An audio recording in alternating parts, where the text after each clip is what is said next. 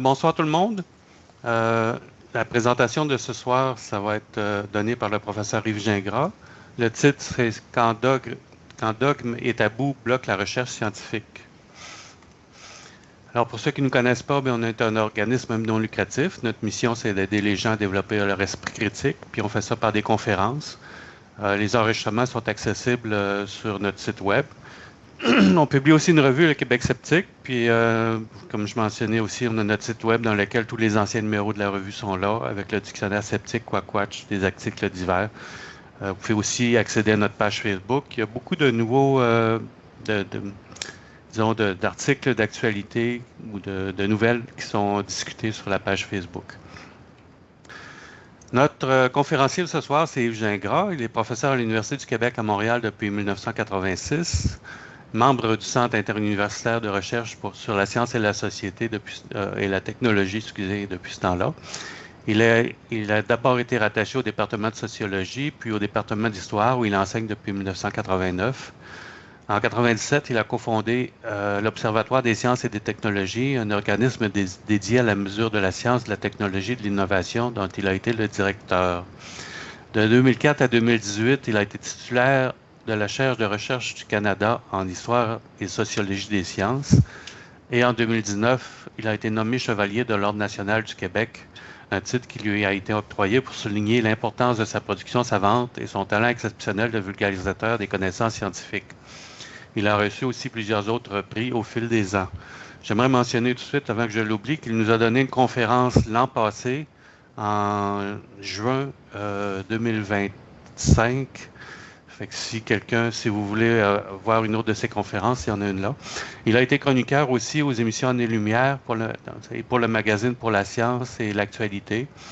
Et il a écrit plusieurs livres, dont un qui a fait beaucoup parler, c'est L'impossible dialogue, sciences et religion en 2016. Et son dernier livre en 2026, c'est Les sciences sous ma loupe. Alors, je vais céder la parole à Yves Gingras pour qu'il nous donne sa conférence sur les dogmes et les tabous qui bloquent la recherche scientifique. Donc, d'abord, merci pour votre invitation. Ça me donne l'occasion, au fond, d'essayer de mettre en place là, un certain nombre de réflexions depuis un certain temps. Puis, bon, je vais profiter de cette invitation-là pour faire une première synthèse de suggestions de la question des dogmes et des tabous qui bloquent la recherche scientifique.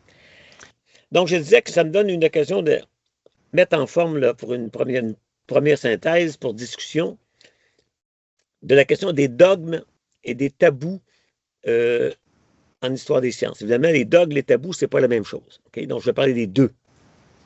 Et je vais commencer de façon historique pour construire un peu le momentum, là, parce que justement, quand on parle de tabou, il faut toujours préparer le terrain pour pas que les gens se sentent insultés ou se sentent excités et entendent des choses qu'ils ne veulent pas entendre.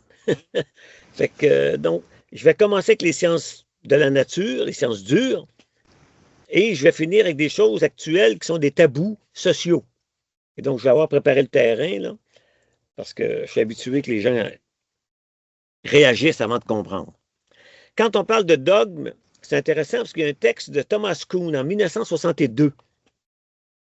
On connaît en gros souvent le philosophe américain Thomas Kuhn, son grand livre de 1962 qui s'appelle La structure des révolutions scientifiques. Mais on connaît moins le fait que Thomas Kuhn a fait un petit texte qui s'appelle l'année d'avant, qui s'appelle Le rôle du dogme dans la recherche scientifique. Et il montrait effectivement que la recherche scientifique s'appuie souvent sur des dogmes. Et donc là, nous, ce qui nous intéresse, c'est pas savoir s'il y a des dogmes en science, c'est dire que oui, il y a des dogmes, mais est-ce que dans certains cas, ça ne retarde pas la recherche scientifique? Et en gros, c'est un peu inévitable pour des raisons que j'ai expliquées, mais c'est bon d'en être conscient pour tenter de minimiser les effets pervers des dogmes. Donc, évidemment, là, j'essaie de faire avancer le PowerPoint. OK. Je vais commencer avec, bien sûr, le plus simple, qui, sur le plan historique, c'est les théories de l'évolution. Mais ce qui va m'intéresser dans les théories d'évolution, contrairement à ce qu'on pourrait imaginer, ce n'est pas les objections sociales des créationnistes, c'est vraiment une discussion purement scientifique. Il faut montrer qu'en science même, il y a des ornières qui apparaissent et qui peuvent retarder le développement scientifique. Ce n'est pas nouveau, mais là, j'en fais une synthèse. Donc, rapidement, on sait tous, j'imagine, que la première théorie de l'évolution, c'est celle de Lamarck en 1809 dans le fameux livre « La philosophie zoologique ». La deuxième grande étape, bien sûr, qui est celle qui est vraiment le coup de tonnerre au plan social, mais encore une fois, je m'intéresse au plan scientifique. C'est Darwin sur l'origine des espèces. Alors, c'est quoi le nœud de ces théories-là? Le nœud de la théorie de Lamarck, c'est l'hérédité des caractères acquis. Ça veut dire, et bon, il y a la loi de l'usage et du non-usage, mais on va parler de l'hérédité des caractères acquis parce que c'est ce fil-là qui va m'amener jusqu'à aujourd'hui. Okay? Donc, il veut expliquer l'évolution, et donc il se dit, ben, si les gens évoluent, si les animaux évoluent, si les plantes évoluent, c'est parce qu'elles sont dans des environnements auxquels elles s'adaptent. Et cette adaptation-là, par un mystère, parce qu'on est en 1809, ça change l'hérédité. Donc, c'est acquis. On ne sait pas comment, mais c'est acquis. Darwin fait une modification qui est bien sûr, comme on sait, la sélection naturelle. Mais contrairement à ce qu'on pense, il n'y a pas d'opposition entre Darwin et Lamarck. Ça, c'est de la mythologie scientifique qui ne comprennent rien à l'histoire des sciences et qui répète des choses. On va y venir aussi. Donc, Darwin, pour expliquer les changements, amène la grande contribution, mais n'abandonne pas l'hérédité des caractères acquis. Dans toutes les versions de la théorie de Darwin, donc de l'origine des espèces, il garde une place pour l'hérédité des caractères acquis. Donc, il n'y a pas d'opposition. C'est tout ce qu'il faut retenir. Il y a la sélection naturelle due à la variation puis la sélection, entre guillemets, de ceux qui sont plus adaptés. Les autres meurent. Ceux qui sont adaptés se reproduisent. C'est simple comme bonjour. OK, on retient ça. Ensuite, il y a ce que je vais appeler le grand-père du néo-darwinisme. Le néo-darwinisme, c'est la théorie qui va s'imposer dans les années 30 et 40. Pourquoi néo-darwinisme? Parce qu'il y a une grande crise au début du 20e siècle qui est la redécouverte des lois de Mendel. Et les lois de Mendel, c'est l'idée qu'il y a des caractères localisés, quantitatifs, qui se combinent de façon géométrique. C'est nos fameux gènes, les allèles et les ratios 3-1, etc. Mais dans la compréhension originelle, au début du siècle, des lois de Mendel, c'est discontinu. On a ou on n'a pas le caractère. Tous les scientifiques à travers le monde se disaient, mais c'est incompatible avec Darwin. Parce que Darwin, c'est continu dans la compréhension du début du siècle. Il faut retenir ça aussi pour ce qui va suivre.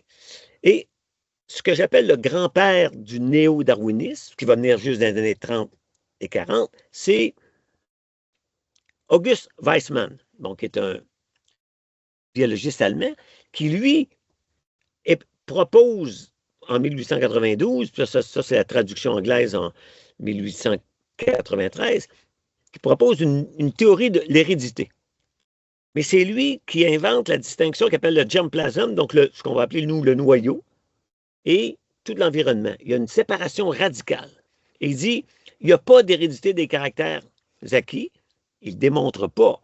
Il dit, c'est impossible parce que ma théorie veut que le noyau contient l'hérédité et l'environnement ne peut pas aller changer l'hérédité. C'est le dogme qui va devenir le dogme central de la biologie moléculaire parce que, bien sûr, en 1953, on va connaître maintenant l'ADN. Puis là, on va dire, oui, effectivement, l'ADN est dans le noyau et l'information va de l'ADN vers l'ARN qui forme les protéines. Mais il n'y a pas de retour. On ne peut pas aller de l'ARN, dans le dogme central de la biologie moléculaire, on s'entend bien, là, vers l'ADN. Et donc, l'hérédité des caractères acquis est une impossibilité. D'ailleurs, vous savez que la fameuse exemple qu'on prend pour démontrer qu'il n'y a pas d'hérédité des caractères acquis, c'est de dire que qu'il y a un chercheur qui d'ailleurs était Weissmann lui-même, c'est Weissmann qui fait cette expérience-là dans les années 1880. Il prend des souris, il coupe la queue des souris pendant plusieurs générations, puis il s'aperçoit que les nouvelles souris ont des queues. Donc, il dit, l'hérédité des caractères acquis, ça ne marche pas. C'est un exemple absolument absurde, parce que, bien sûr, dans la théorie de Lamarck, pour qu'il y ait hérédité des caractères acquis, il faut que ça ait une capacité adaptative. On ne voit pas la raison que c'est adaptatif de couper la queue de la souris. Mais, au point de vue pédagogique, ça suffit. L'autre exemple qu'on prenait souvent, encore dans Emmanuel, bien sûr, c'est l'exemple de la girafe. Hein, on dit, bien là, il y a de la bouffe, puis là, il y a de la bouffe juste en haut, fait que ceux qui survivent, c'est ceux qui ont le grand coup. Puis là, ils vont transmettre ça, on ne sait pas comment, mais à l'époque, c'est l'exemple de la... Donc, on a là le début du dogme, autour de 1900. Le problème, c'est qu'on ne le sait pas vraiment, puis les darwiniens vont dire, ben, il n'y a pas de raison qu'il n'y ait pas d'hérédité des caractères acquis, parce que sinon, on ne comprend pas l'adaptation uniquement avec des mutations. Là, je n'embarque pas dans les détails, mais c'est compliqué. Mais il y a ce point de vue-là. Et donc, entre 1900 et 1930, il y a une controverse importante autour d'un biologiste, je dis allemand, mais il n'est pas allemand, il est autrichien, qui est Paul Kammerer, qui fait des expériences très, très importantes dans les années 1910 jusqu'à 1926, qui démontrent, d'après lui, puis c'est publié dans les revues savantes, là on est dans le champ scientifique, là, on n'est pas dans la vulgarisation, puis on est dans les revues savantes de zoologie, de botanique. Et lui démontre que chez des lézards, je pense, j'ai un peu de mémoire, là, chez les lézards qui ont des couleurs, il y en a deux types. Il y en a un qui vit sur des surfaces disons, plus foncées, il y a des petits points jaunes, un autre sur des surfaces très, très chaudes. Et là, il les inverse, etc., etc. Puis il démontre qu'ils s'adaptent. C'est ce qu'on appelle aujourd'hui, d'ailleurs, la plasticité phénotypique. Les phénotypes, ce qui apparaît, s'adaptent à l'environnement. Et l'hérédité caractères acquis pense qu'une fois que cette plasticité phénotypique existe, bien, elle va changer la génétique. Ça, c'est ce que la science d'aujourd'hui refuse. Okay? Mais au début du siècle, ce n'est pas clair. Et il y a Kammerer qui dit, ben oui, j'ai des preuves empiriques. Qu'après 3-4 générations, même si je les enlève de l'environnement initial, elles gardent les caractéristiques de l'environnement. Donc, il y a transmission des caractères acquis. Évidemment, on est dans les années 20. Et là, les années 20, c'est le début de la génétique des populations. On commence à faire des statistiques, parce que bien sûr, avec les lois de Mendel, on a des mathématiques. Et là, les statisticiens, Haldane, il y a des Britanniques et des Américains, se disent, effectivement, c'est la théorie de Weissmann qui est bonne. Et donc, comme c'est un dogme, la théorie de Weissmann, ils cherchent des poux aux expériences de Kammerer. Le problème, c'est que les expériences de Kammerer, comme c'est de l'hérédité des caractères acquis, ça prend des années. Ça ne se fait pas en 3 jours, cette affaire-là. Fait que lui, ça fait 5-6 ans. Les gens doutent un peu parce qu'ils ont le dogme que ça ne se peut pas. Toujours est-il que dans cette controverse-là, on dit, OK, Kammerer, tu vas nous emmener, puis il fait une autre expérience avec des grenouilles. Puis il montre qu'il a réussi à prendre des grenouilles terrestres, puis à les habituer à être des grenouilles qui pondent dans l'eau, donc sont aquatiques. Ça, c'est 2 sortes de grenouilles différentes. Lui, il montre, du moins dit-il, bien sûr, qu'il a adapté une dans l'autre, puis que ça se transmet héréditairement. Là, les gens disent, wow, montre-nous tes grenouilles. Puis là, ils disent, ouais, mais là, pour faire mes expériences, j'en ai tué un paquet pour aller. Il m'en reste une. Ils disent, OK, amène ta grenouille en Angleterre, on va le regarder, voir si vraiment elle a les caractéristiques de la grenouille terrestre alors qu'elle est aquatique. Toujours est-il que, bon, c'est compliqué. Et là, en 26, finalement, il y en a un qui regarde ça en détail. Il va au laboratoire en Autriche, il regarde ça au microscope, il fait des... Et il découvre que cette grenouille-là a été truquée. Il dit, les taches noires, ce n'est pas du tout de l'adaptation, c'est de l'encre de Chine. Fait que là, Kammerer, qui est quand même un grand savant, se dit, ben là, c'est quelqu'un qui a fait ça, c'est pas moi. Voyons donc. Puis en plus, ce qui est intéressant dans le débat, je n'ai pas le temps d'en parler, mais c'est très, très intéressant. Quand on regarde le débat de ceux qui s'acharnent sur Kammerer, au début, ils doivent comprendre les expériences sur les lézards. Mais lorsqu'arrive le débat sur la grenouille, qu'elle aurait été truquée, ils abandonnent complètement la discussion sur les lézards parce qu'ils ne savent pas comment répondre. Ils disent, ah, t'as truqué chez les grenouilles, c'est fini, on n'en parle plus, on savait bien que l'hérédité des caractères acquis, ça ne marche pas. Et vous, c'est ça. Et là, le drame arrive, c'est que, vous le savez peut-être, mais Kammerer, qui lui était aimé des Russes, parce qu'en Russie, on va y revenir plus tard, mais en Russie, dès les années 20 et même avant, et surtout après la révolution soviétique, l'hérédité des caractères acquis, c'est bien vu dans l'idéologie marxiste-léniniste et matérialiste. Pourquoi? Parce que si hérédité des caractères acquis, on peut transformer la société et faire des nouveaux humains soviétiques. Okay? Donc, dans les années 20, les Russes disent bravo, Kammerer, ça confirme l'hérédité des caractères acquis. Donc, en 25, il est invité par les Russes, on dit viens chez nous, on donne un gros labo, etc. Quand 26 arrive, puis on dit c'est un scandale, il a triché, c'est truqué. Il fait une dépression, il fait une lettre, il écrit aux Russes, écoutez, ma carrière, que je dise quoi que ce soit, ça ne sert à rien, c'est pas moi qui ai fait, voyons donc, j'ai fait ça, mais Chukchi, il se suicide. Il se crisse une balle dans la tête. Mais il écrit des lettres pour avertir que sa carrière est finie, mais que lui n'a pas triché, ça va être un technicien du monde qui en veut, qui ne l'aime pas, etc., etc.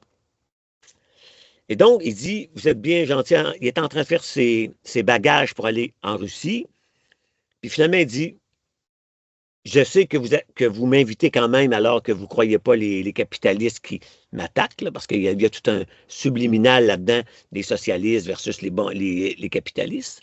Puis il y a la question de l'hérédité des caractères acquis. Donc, cette controverse-là est importante parce qu'après ça, 1926, l'idée d'hérédité des caractères acquis devient totalement tabou. Totalement parce que celui qui en faisait la promotion est associé à une fraude. On ne saura jamais si c'est lui. On ne saura jamais. Tous les historiens ont creusé ça, tout bord, tout côté. On ne saura jamais.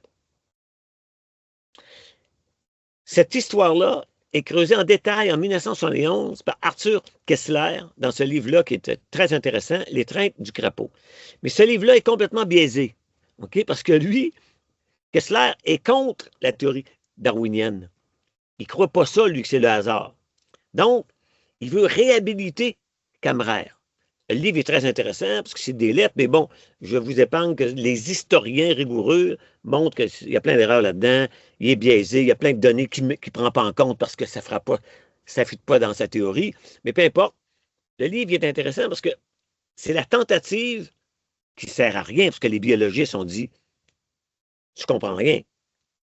Kammerer, ses expériences n'ont jamais été reproduites, etc. En plus, il a triché, on oublie ça. Donc, le dogme de l'hérédité des caractères acquis, de la non-existence de l'hérédité des caractères acquis, a été doublement renforcé.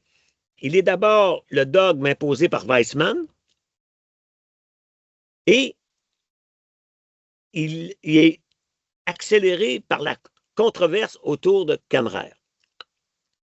Et en plus, et là on va y venir, il va être encore accéléré par la montée de Lysenko, sur laquelle je vais revenir dans une seconde. Mais avant, je vous montrer que dès le début des années 40, alors que le néo-darwinisme s'impose comme la théorie dominante, avec ce qu'on appelle la génétique des populations, qui est une transformation radicale du darwinisme, parce que jusqu'à la théorie génétique, jusqu'à la théorie génétique des populations, on comprend l'évolution au niveau d'un individu. Et donc, l'hérédité des caractères acquis, ça avait du sens dans ce sens. C'est les individus. Avec la génétique, c'est des populations. Donc, c'est des fréquences de gènes. Là, ça vient avec des modèles mathématiques, mais des fréquences. C'est un paradigme très, très différent de celui. Mais il garde le dogme. Toujours est-il qu'en 1942, Conrad Waddington dit non, non, il manque de quoi là? Le génotype, c'est correct, on comprend de plus en plus, on connaît les gènes, on connaît les chromosomes, mais il y a le phénotype qui, lui, se développe. Et donc, la génétique nous dit absolument rien du phénotype et encore moins du développement. Donc, il dit, il faut un nouveau domaine qu'il appelle l'épigénétique, donc ce qui est autour de la génétique. Et la première définition qu'il donne, c'est lui. Donc, il invente le mot et il donne la définition que c'est tout ce qui se passe entre le génome et le phénotype. Donc, tout le développement. Et c'est ce qui va devenir un domaine sur lequel je vais revenir parce que l'épigénétique va se développer uniquement à partir des années 90 et va devenir immense dans les années 2000. Je vais y venir. Et non seulement l'épigénétique, mais de façon inséparable, ce qu'on appelle le évo-dévo, ça veut dire évolution et développement, c'est deux mondes. Les gens en développement, historiquement, se disaient, oui, c'est beau les fluctuations aléatoires, mais on ne peut pas comprendre le développement des phénotypes avec ça. Donc, c'est les généticiens qui tenaient au dogme, parce que les autres font des statistiques. Mais l'autre, il dit, oui, mais le développement du corps humain, ça ne marche pas de même. C'est dans un environnement. Donc, il y a vraiment une lutte. Et c'est Waddington qui dit, il faut mettre ça ensemble. Et ça, c'est l'épigénétique. Donc, je ferme la parenthèse, parce que je vais revenir avec lui après, parce que comme j'ai dit, l'épigénétique, ça ne s'impose que dans les années 2000. Puis, je vais vous le démontrer avec des statistiques. Donc, le problème, c'est que dans les années 40, arrive un autre dogme, qui est maintenant le dogme du matérialisme dialectique, le diamate. Et ça donne lieu en Union soviétique et en Allemagne, pour des raisons différentes, à une science prolétarienne, qui est l'hérédité des caractères acquis, de Lysenko, et la science bourgeoise, qui est la génétique américaine, parce que c'est les Américains qui ont développé énormément les preuves empiriques de la génétique avec Morgan, qui obtient le prix Nobel de mémoire dans les années 30, pour ses travaux sur la drosophile, qui montrent vraiment les mutations, et que c'est les mutations qui expliquent l'adaptation. L'autre dogme, c'est le dogme raciste, évidemment, nazi, le dogme arien, qui amène la croyance qu'il y a une physique arienne. Donc, en Allemagne, comme il y a une physique arienne, on ne croit pas à la théorie de la relativité, parce que c'est incompatible avec le dogme arien. Et en Union soviétique, le dogme du matérialisme dialectique n'est pas fondé uniquement sur des soi-disant expériences. Non, non, il est fondé aussi beaucoup sur de la philosophie, de dire, mais la biologie évolutionniste, mais la génétique n'ont pas l'évolution. Ils croient à l'évolution, mais c'est une évolution lamarckienne. Pour les raisons que j'ai mentionnées au début, c'est qu'eux se disent, voyez-vous, la génétique montre que l'homme est ne change pas parce que ce sont ces gènes et ces gènes ne sont pas influencés par l'environnement. C'est incompatible avec la philosophie matérialiste dialectique de l'Union soviétique qui veut former un homme nouveau. Et donc, il y a vraiment une idéologie.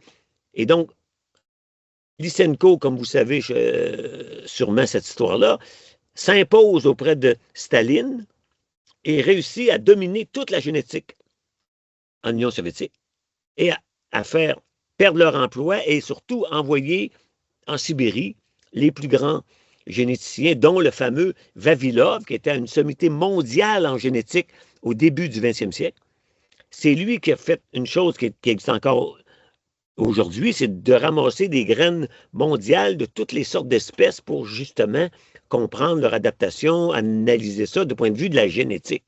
Donc lui, il est mort, il était emprisonné en 1940, puis il est mort gelé, si on peut dire, en 1943. Dans le secret le plus total, tous les biologistes britanniques et américains se demandaient qu'est-ce qu'était devenu Vavilov. Bien sûr, l'Union soviétique mentait et Lysenko disait « moi, je ne suis pas au courant », etc., etc. Donc, dans le cas du dogme matérialiste dialectique, ça a retardé la génétique russe, soviétique ou russe, pendant 40 ans, alors que les soviétiques étaient dominants au début du 20e siècle en génétique. Et donc, c'était une perte de une, sinon deux générations. L'impact de la physique aryenne a quand même été moins grand. Mais quand même, il y a cette idée de dogme idéologique qui empêche de voir les choses. Donc, revenons à notre épigénétique. Pour quelle raison j'ai creusé ça? C'est assez fascinant. C'est que donc l'hérédité des caractères acquis était complètement inacceptable. Mais quand, à partir des années 90, pour diverses raisons, les gens du développement étudient, puis on a les techniques plus évoluées comme 1930, etc., mais on étudie le développement, on voit très bien qu'il y a un effet très important de l'environnement. Il n'y a aucun doute là-dessus.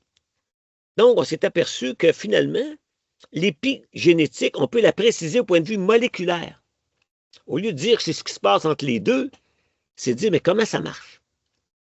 Et là, on s'est aperçu que c'est ce qu'on appelle la méthylation de l'ADN. C'est qu'il existe des molécules qui s'accrochent autour, dans le plasma aussi, pas uniquement autour de l'ADN, et qui viennent, comment dirais-je, qui viennent déterminer l'action ou la non-action des gènes.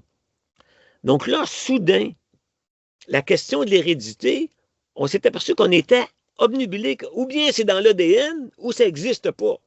C'est ça qui nous, je dirais, les ornières que la vision de la peur de l'hérédité des caractères acquis, c'était d'imaginer une ligne directe de l'environnement vers l'ADN. On s'est dit, ben non, l'ADN est fermé. Et ça prend le ARN messager pour la couper, puis sortir des protéines. Donc, avec les complexités, on s'est dit, OK, finalement, il n'y a pas nécessairement d'opposition, parce qu'il y a une méthylation qui agit sur les gènes, lesquels sont activés ou non activés. Là, il y a eu des travaux, par exemple, sur les gènes sauteurs.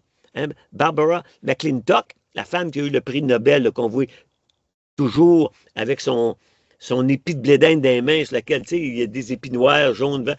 Elle a dit, comment c'est qu'il y a des épis comme ça? C'est ce qu'on appelle les jumping genes, c'est les gènes sauteurs. Ça aussi, ça a amené une revitalisation de la réflexion de dire, OK, il y a un effet de l'environnement sur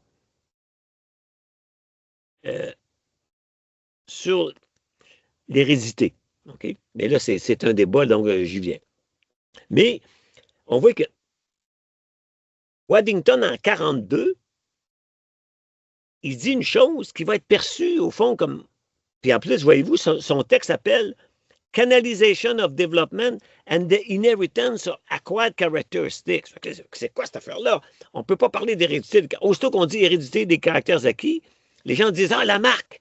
Ah, c'est pas bon! » Ils disent « Non, c'est pas ça, c'est compliqué. » Mais ça a été mort. totalement mort. Ça prend les années 90. Et là, ici, voyez-vous, j'ai des données.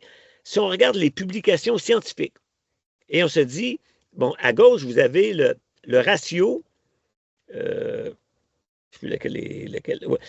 Oui, c'est ça. En bleu, c'est les sciences. Vous avez le ratio du mot épigénétique à génétique. Donc, on voit que le nombre d'articles en proportion sur l'épigénétique, qui n'existait pas du tout avant 2000, augmente de façon exponentielle. OK? Exponentielle. Et vous avez, dans le graphique de droite, le nombre d'articles directs, non pas le ratio de ce qui est génétique, mais uniquement ce qui est épigénétique. On voit très bien que c'est exponentiel. Maintenant, on peut spéculer. Là, je n'ai pas fait le travail, puis c'est un travail qui pourrait être intéressant. J'ai montré que là, on recommence à parler d'hérédité des caractères acquis, uniquement des années 90 et 2000. Pourquoi? À mon avis, quand on regarde que les articles portent énormément sur l'environnement, le stress, bien, ça correspond à la montée de la pensée environnementaliste, à la critique sociale de l'environnement. On vit dans un espace pollué, on vit dans un espace qui nous stresse, et on a commencé à se dire, hey, wait a minute, il semble qu'on observe que ça a des effets sur les générations suivantes. Donc, les enfants des gens qui sont malades, on s'aperçoit qu'ils sont statistiquement pas en bonne santé non plus. Donc, ça doit être un effet de l'environnement. Voyez-vous, donc là, on a ouvert une boîte exponentielle où on s'intéresse à l'environnement. Et ce qui est extraordinaire, du moins, c'est le parti qui m'intéresse, c'est que comme maintenant, on revient à l'épigénétique, bien, le monstre de l'hérédité des caractères acquis revient à la surface. Et donc, j'ai regardé le taux de citation des articles. Okay? Si on prend Camrère ici, on voit ce qui est normal, que Camrère, je vous ai dit, il est actif entre 1910 et 1920, ou entre 1900 et 1920. Vous voyez très bien qu'il y avait beaucoup de citations à ses travaux, en termes relatifs, là, on est au début du siècle. Okay? En gros, il faut regarder les tendances des courbes. Et donc, vous voyez bien qu'après 1926, un, il est mort. Deux, si on oublie ça ici, là, il y a un petit pic, je pense qu'il y a en partie peut-être à des commentaires, peut-être autour du livre qu'on a vu tantôt, là, de Kessler. Mais peu importe. En gros, regardez ici, là, en gros, on n'en parle pas. Et là, soudain, voyez-vous, autour de... Donc, après les années 2000, on revient à Camrère. C'est comment ça se fait? Il n'y a plus le tabou. OK? Je dis, OK, regardons plutôt les articles à Lamarck directement, qui cite la philosophie zoologique dans les revues scientifiques, en gros, un peu partout, mais dans beaucoup de revues scientifiques. Pas par des historiens des sciences, là. Voyez-vous que c'est zéro, personne ne cite ça. L'hérédité des caractères acquis, c'est tabou. Puis là, à partir des années 2000, ben, on voit de plus en plus de citations. Donc, il y a un effet. Un effet de rétroaction, de redécouvrir la marque, ou du moins le mot Lamarck, hein, parce que ça, je vais y venir, là, et de revenir à la légitimité de dire hérédité des caractères acquis. Moi, je ne vous dis pas qu'il y en a, là. Moi, je suis le sociologue qui observe les scientifiques qui maintenant parlent d'hérédité des caractères acquis. Et j'ai regardé, c'est moins beau, mais je vois une petite tendance quand même, peut-être un biais de confirmation. Dans le cas de Lysenko, Lysenko veut dire c'est le fumiste par excellence. Okay? Il n'y a pas de doute que ce n'est pas un scientifique. C'est un technicien agricole qui après un peu, qui est allé dans une école technique agricole, puis c'est un idéologue. Donc, c'est pas comme Camrère. Camrère, c'est un vrai chercheur. Ça ne se compare pas. Mais on constate à partir des années 2000 quand même un nombre de citations surprenant. Et ça, c'est l'Union soviétique. C'est que avec la montée de l'épigénétique comme science, okay, qui est très compliquée, on mesure la méthylation, le rôle de l'ARN qui se trouve dans le cytoplasme, qui s'appelle l'hérédité aussi cytoplasmique. C'est la bonne science, compliquée avec beaucoup d'appareils. Mais les Soviétiques, depuis 2010 en gros, avec Poutine. Là, on a une histoire compliquée que le nationalisme russe à la Poutine amène les idéologues, croyez-le ou non, à dire Lysenko avait raison. Voyez-vous, l'épigénétique, c'est d'hérédité des caractères acquis. Donc, Lysenko avait raison. Bien sûr, c'est un dessus de conneries, mais ce qui est intéressant, c'est de voir que, et ça, c'est très rare comme cas, c'est pour ça que je m'y attarde, c'est très rare dans l'histoire des sciences, à mon avis, et en sociologie des sciences, moi, je n'ai pas vu ça souvent, où la montée d'une science nouvelle qui s'appelle l'épigénétique amène une relecture du passé pour des raisons idéologiques que c'est d'héréditer des caractères acquis. Donc là, pour éliminer le problème, je vais vous dire, sur le plan strictement scientifique, la théorie de l'hérédité des caractères acquis de Lamarck n'a absolument rien de confirmé dans l'épigénétique, pour une raison très simple. Quand Lamarck parle d'hérédité des caractères acquis, ça veut dire qu'une fois que le caractère a été acquis, par exemple dans la girafe, il reste acquis. Il ne part pas le lendemain. Ce n'est pas de la plasticité phénotypique qui fait que, par exemple, il y a des mollusques que si vous les... En Suisse, mettons, si vous les mettez à 5000 mètres, puis si vous les mettez à 2000 mètres, ils n'auront pas la même conformation, ils vont s'adapter. Mais ce n'est pas transmissible à vie si vous les déplacez. OK? Donc, l'épigénétique ne confirme pas, sous aucun mammifère et système complexe, la transmission pour toujours d'un caractère acquis.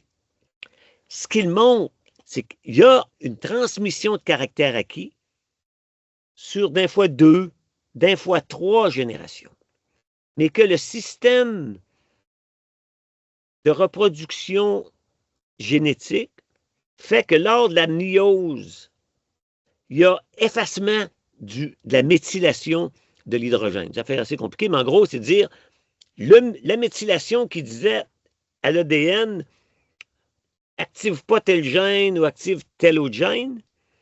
Après 2-3 générations, c'est rebrassé, il ne s'en rappelle pas. Donc, il n'y a pas de transmission des caractères acquis. Il n'y en a pas. Là où il y a une différence, c'est que dans les plantes, il y en a beaucoup de plantes où il n'y a pas de noyau séparé du plasma. Et donc là, on a observé plus souvent des transmissions sur plusieurs générations de certains caractères. D'ailleurs, ce qui confirme que ce n'est pas un hasard que Lysenko a pu voir ce qu'il a vu comme d'hérédité des caractères acquis, qui étaient des adaptations méthylées qui ont fonctionné sur quelques années, mais c'est rare que ça continue longtemps. Pour des raisons qui sont compliquées, mais ça s'efface. Mais l'idée qu'aujourd'hui,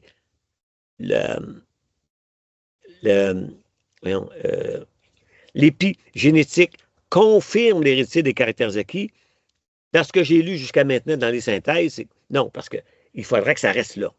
Okay? Donc, ce qui m'intéresse ici, c'est plutôt de dire, c'est quand même intéressant qu'on s'est servi de ça pour réanimer des vieilles lunes historiques. Il y a même eu un débat dans les revues scientifiques sur que Kammerer, au fond, qu'on a traité de fraudeur, ses expériences sur les lézards pourraient s'expliquer par l'épigénétique, par adaptation. On ne le saura pas, parce que la différence, et ça, c'est ce qui manque dans les travaux de ces scientifiques-là, c'est de dire, dans le cas de Kammerer, on peut refaire des expériences de Kammerer. Ça va prendre 5-6 ans, là, mais on pourrait.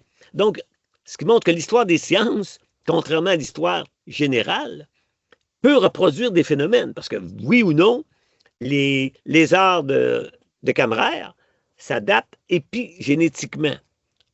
Je n'ai pas vu de zoologues qui l'ont fait, là, mais il n'y a rien qu'à le faire. Prendre les mêmes deux espèces, les suivre pendant 5-6 ans sur 3 ou 20 générations, puis voir s'il y a transmission. Donc, c'est une question purement scientifique.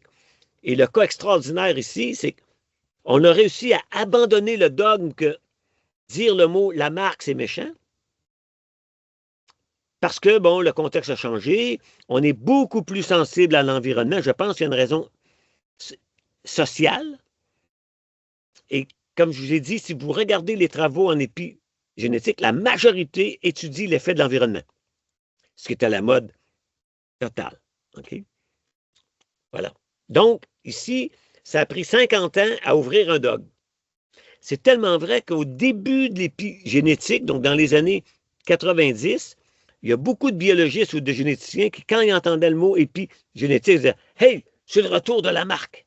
Et donc, ils avaient peur, parce que Lamarck, c'est le gros méchant, puis c'est pas bon, le retour. Alors, tu dis « Mais non, c'est une science, l'épigénétique, qui a pris 50 ans à prendre son envol, et qu'une science prenne du temps à prendre son envol, il y a des raisons sociales à ça. Il y a des raisons techniques, en fonction de l'appareillage. On a la biologie moléculaire depuis uniquement les années 70. Donc, l'épigénétique ne pouvait commencer à être visible, je dirais, dans les travaux qu'avec le suivi quasiment de toutes les molécules qui s'agrègent autour de l'ADN. OK, maintenant, je vais parler du tabou nucléaire. Donc, on est toujours en science. Là, je vais aller vite, lui, vous connaissez peut-être.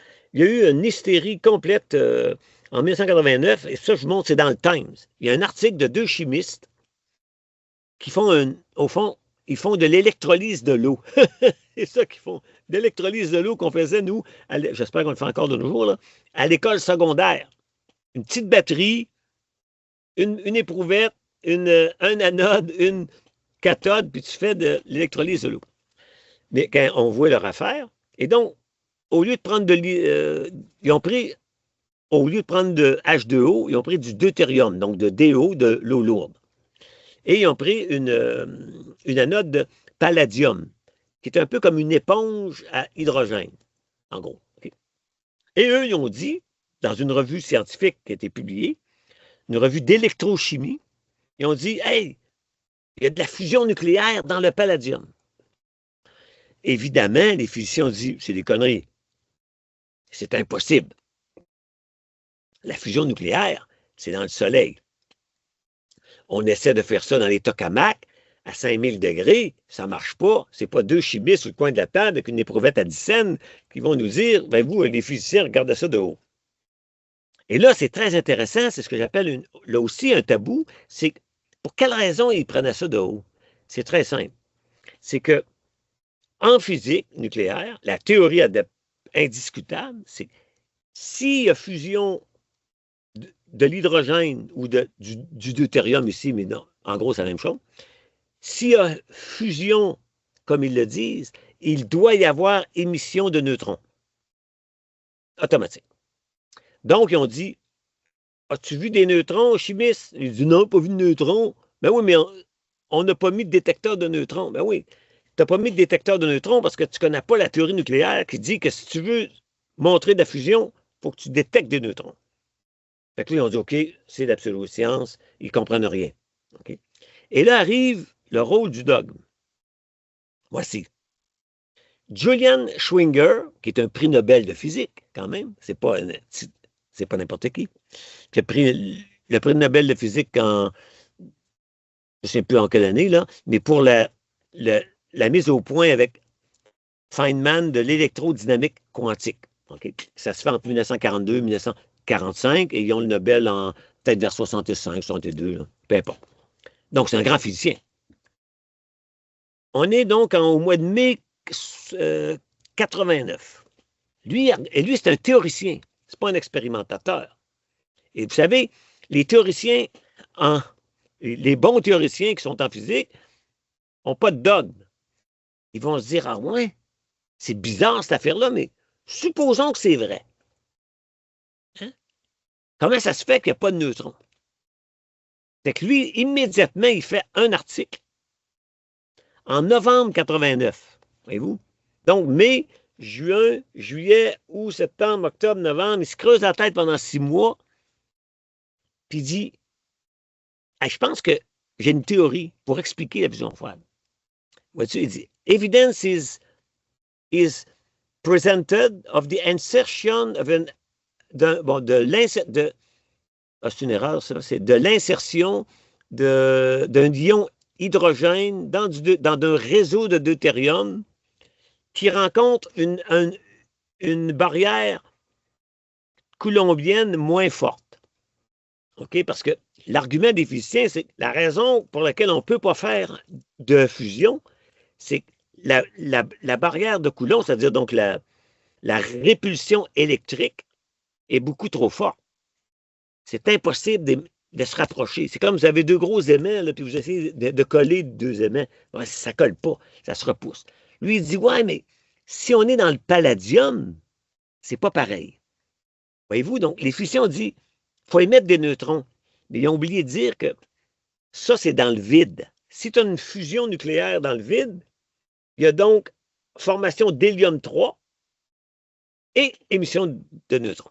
Lui, il dit, oui, oui, mais là, j'ai une autre idée. C'est le palladium, c'est pas le vide. C'est qu'il fait son texte en novembre 89. Ouais. Et avant même, au mois d'octobre, il fait une page dans une revue vite, Die Natur, Zeitschrift für Natur Forschung, une revue allemande. Puis il dit, voyez-vous, j'ai une théorie qui expliquerait ça. Or, ce qui est très intéressant, c'est que les physiciens se sont mis à, je dirais pas, à attaquer Schwinger en disant, mais t'es fou, c'est quoi cette affaire-là? C'est quoi l'idée? C'est la fusion froide, c'est de la connerie. Donc lui, il dit quoi? Lui, il était découragé. C'est quoi cette affaire-là? Il dit, moi, j'ai une théorie. Bon, si la fusion froide ne marche pas, ben, moi, au moins, j'aurais fait une théorie. J'ai un article de plus, puis j'ai essayé de comprendre ça. C'est un gros article dans une revue de physique. OK?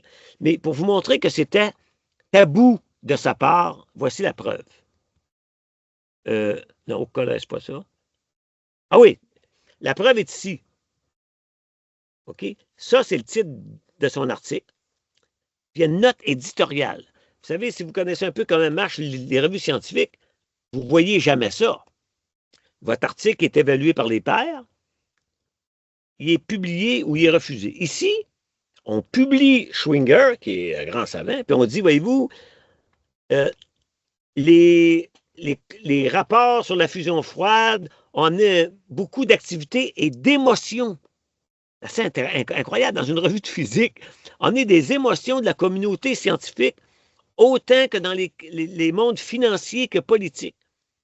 L'enthousiasme à propos de l'utilité de la fusion froide, parce que vous devinez que s'il y avait la fusion froide, tous les problèmes énergétiques de la Terre sont réglés en 30 secondes.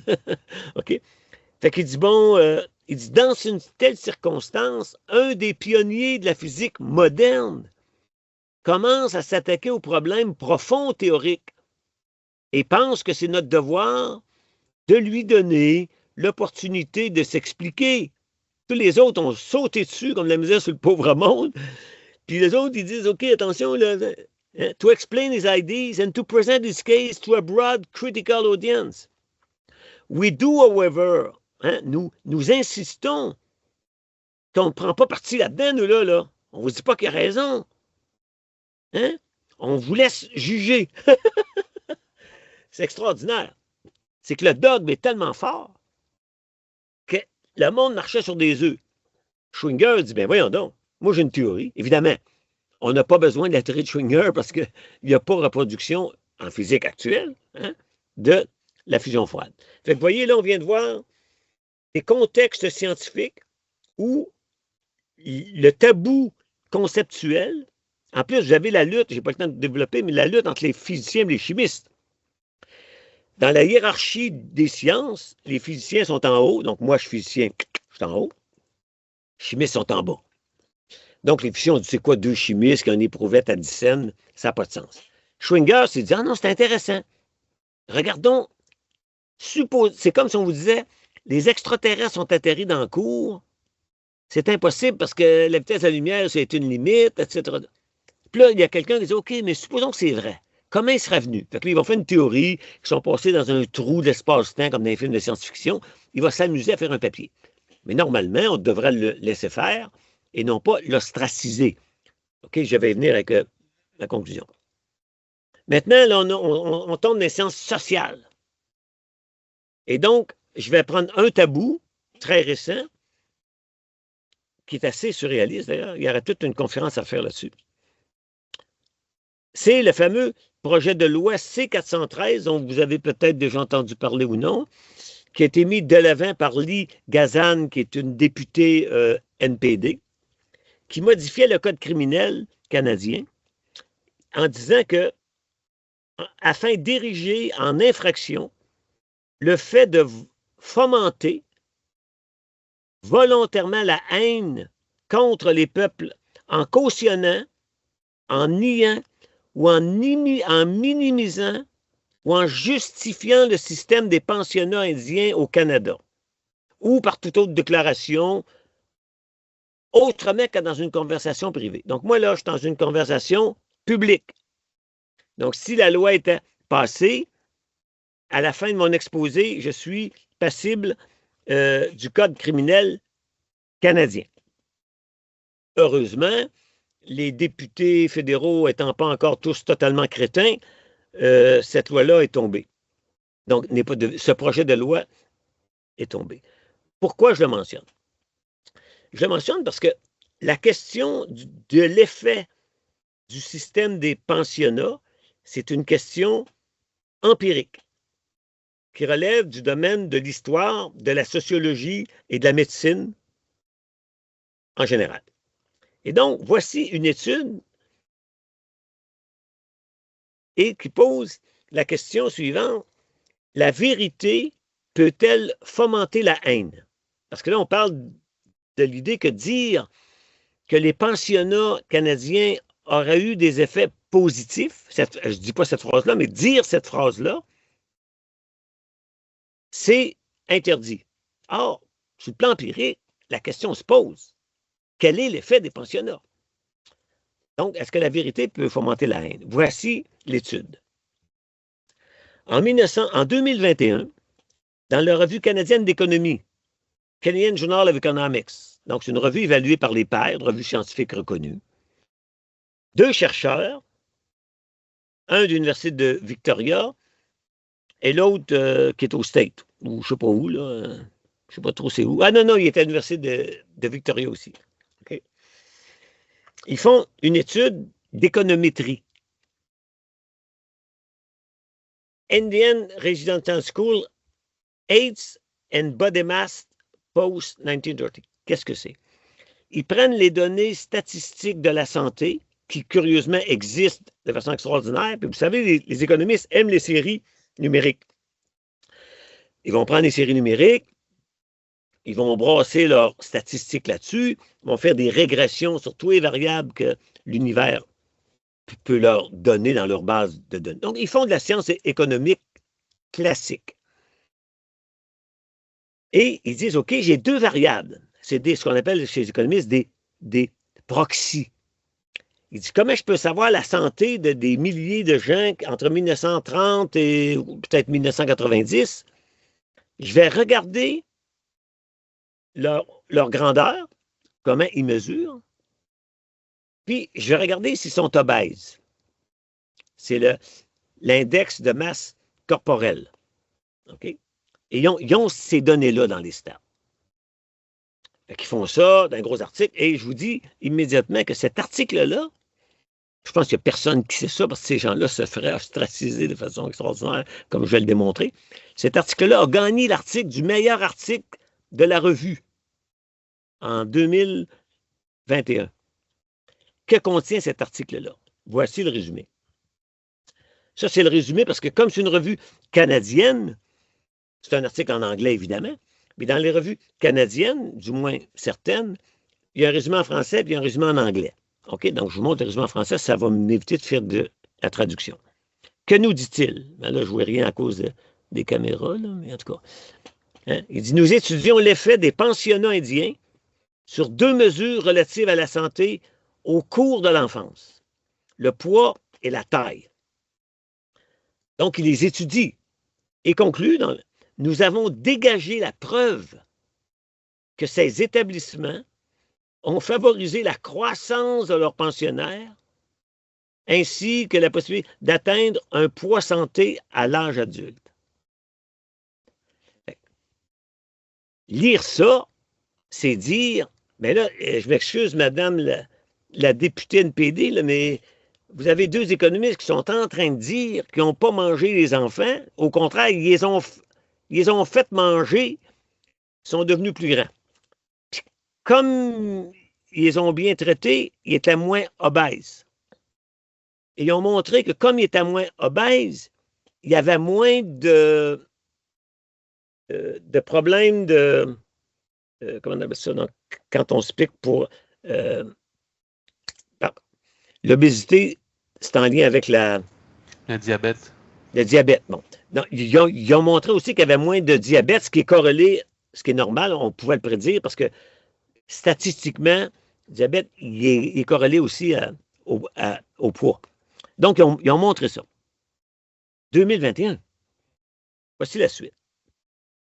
Fait que là, ça, c'est dans la conclusion. Je vous épargne les stats, là, ça ne sert à rien, vous irez le lire.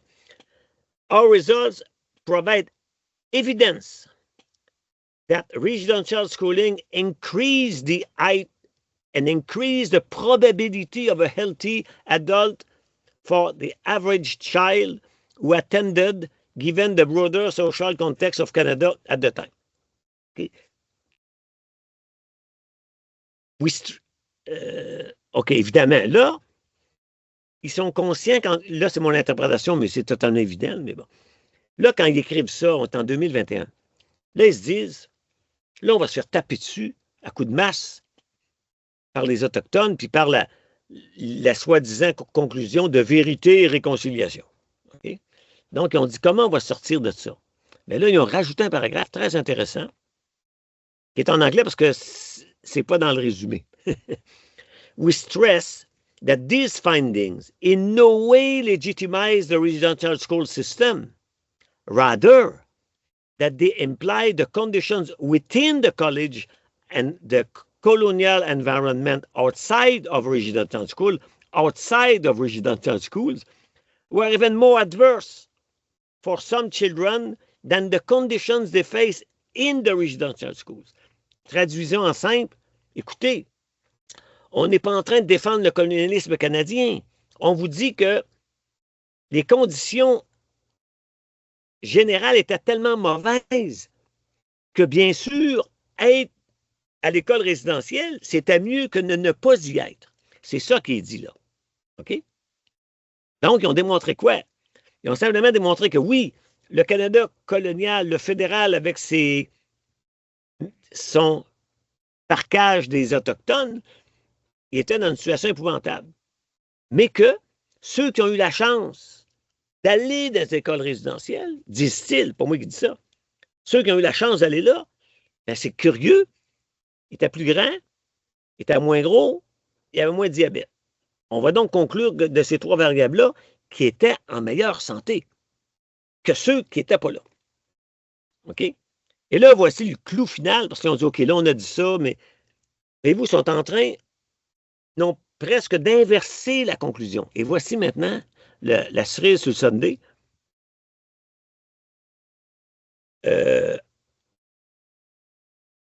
OK. Any physical health gains we attribute to residential school need to be interpreted in the broader context of the long-time consequence of colonization and the resulting poor living conditions that generate the counterfactual. OK? Là, ils marchent chez eux. Et là, ils disent finalement ceci. Conclusion. Nos résultats doivent être interprétés comme une condamnation des conditions larges coloniales auxquelles ont fait face les Premières Nations au 20e siècle. Or, si vous m'avez écouté, puis si j'ai bien expliqué, la phrase qui est ici, elle vient inverser à 180 degrés la démonstration qui a été faite. À 180 degrés. J'espère que vous avez compris, parce que sinon je répondrai dans les questions. Vous comprenez que le débat, c'est que les écoles résidentielles ont rien de positif, c'est l'enfer incarné. Eux montrent que les écoles résidentielles étaient mieux que de ne pas être dans l'école résidentielle. Fait que là, ils disent, OK? Il faut interpréter nos résultats absolument comme on vous le dit, on condamne ce qui n'était pas dans les écoles résidentielles. OK, on a compris, mais c'est pas ça que vous avez démontré. Vous avez démontré que les écoles résidentielles étaient mieux. Ça, est interdit de dire cela. Totalement interdit de dire cela dans la société. Fait que mon mystère, je n'ai pas fait enquête, c'est comment se fait-il que ces gens-là, aujourd'hui, se sont pas fait taper dessus ou fait mettre dehors de l'université? Bien, mon explication, c'est que les gens se sont bouchés les oreilles et ont lu le dernier paragraphe, alors que les données statistiques, puis même le paragraphe plus haut, montrent l'inverse. Ils montrent qu'ils ont bien montré l'effet positif des écoles résidentielles. Et ils ont fait ça avec des données statistiques, et donc ils ont appliqué leur pensée critique. Et donc ça m'amène vers la conclusion que comment se sortir de cette affaire-là? À mon avis, c'est relativement simple si on est rigoureux, c'est qu'il faut séparer ce qu'on appelle l'établissement des faits de l'explication. OK? Qu'est-ce qu'établir un fait? Bien, c'est reproduire un phénomène de façon stable. OK? Dans le cas de la fusion froide, en gros, là, on n'a pas été capable. Donc, on dit que la fusion froide n'existe pas. Mais établir la reproduction d'un phénomène, ça peut être compliqué. Ça peut prendre du temps. Et donc, expliquer, là, c'est fournir une interprétation du phénomène. Dans le cas de la fusion froide, on a vu que le théoricien, qui est assis dans son bureau, lui, sa job, c'est d'expliquer. Fait que s'il n'y a rien à expliquer, c'est plat. Fait que là, Schwinger se dit, hey, la fusion froide, c'est bizarre cette affaire-là. Là. On pense à ça comme si c'était vrai. Puis, il a publié 2 textes. Un petit texte verbal, puis après, il a dit, écoutez, je vais sortir un gros article là-dessus. C'est l'article que je vous ai montré, qui fait toute la théorie mathématique, des phonons, des vibrations. Puis c'est brillant parce que, en tout cas, je ne ferai pas de physique, je voudrais vous l'expliquer parce que je trouve ça assez intéressant. On oublie ça. Donc, expliquer, c'est pas la même chose. Et donc, ça peut prendre du temps. Un très bel exemple, c'est qu'on a découvert en 89, si ma mémoire est bonne, ou 86, ce qu'on a appelé, ces 2 Allemands qui ont eu le prix Nobel d'ailleurs, ce qu'on a appelé la supraconductivité à haute température. Ça, c'était une surprise extraordinaire. Personne ne s'attendait à ça. J'ai dit, hein? Surprenant. Mais en 3 mois, à peu près, là, tout le monde a été capable de reproduire.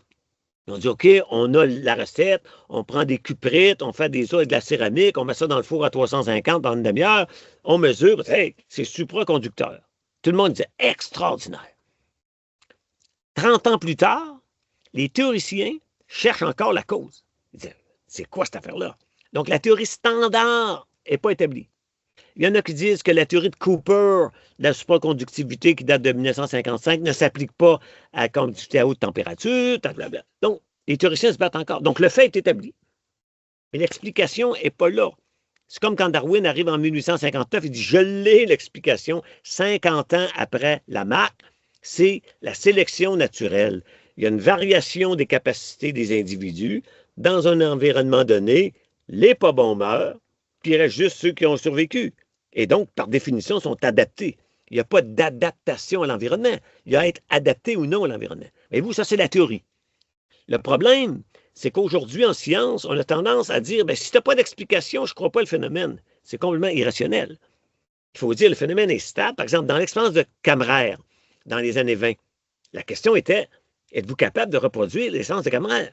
Prenez les mêmes maudites grenouilles, puis suivez-les sur 5 ans, puis voyez si ça marche ou non.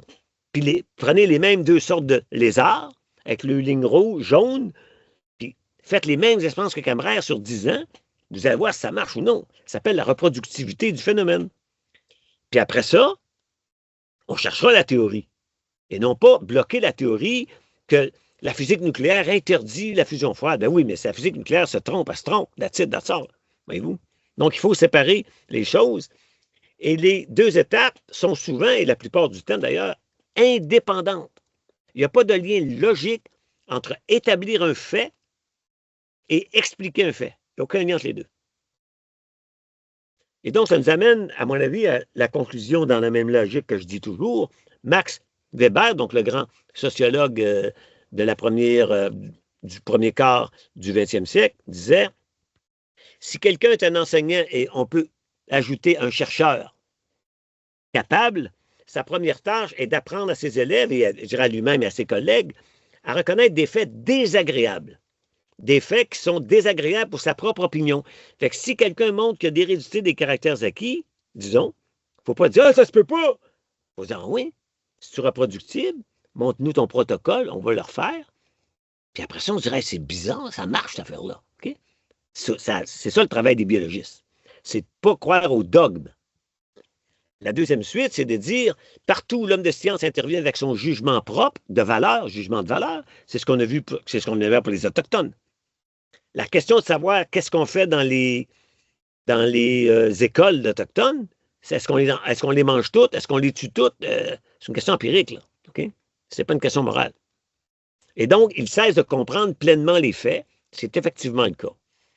Et ça nous rappelle que pour ça, il faut une liberté totale. Et ça, c'est pas d'hier. Vous avez mon philosophe, je pense qu'il était belge, Godefroy de Fontaine, au 13e siècle.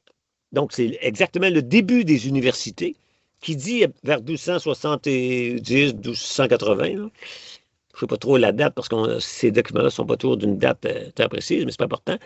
Il dit, c'est grâce aux diverses opinions d'hommes cultivés et versés dans la science, et grâce aux disputes où l'on essaie de défendre l'une ou l'autre des positions en présence pour y trouver la vérité, qu'on la découvre le mieux. Faire obstacle à cette méthode d'investigation et d'établissement de la vérité, c'est manifestement empêcher les progrès de ceux qui étudient et cherchent à connaître la vérité. Godefroy de Fontaine, au 13e siècle. Et donc, ma fin finale, qui est ma phrase préférée, de Ernest Renan, la critique ne connaît pas le respect. Pour elle, il n'y a ni prestige, ni mystère. Elle rompt tous les charmes, elle dérange tous les voiles, irrévérencieuse puissance, portant sur toute chose un œil ferme et scrutateur, et par son essence même, capable de l'aise majesté divine et humaine. Merci de votre attention.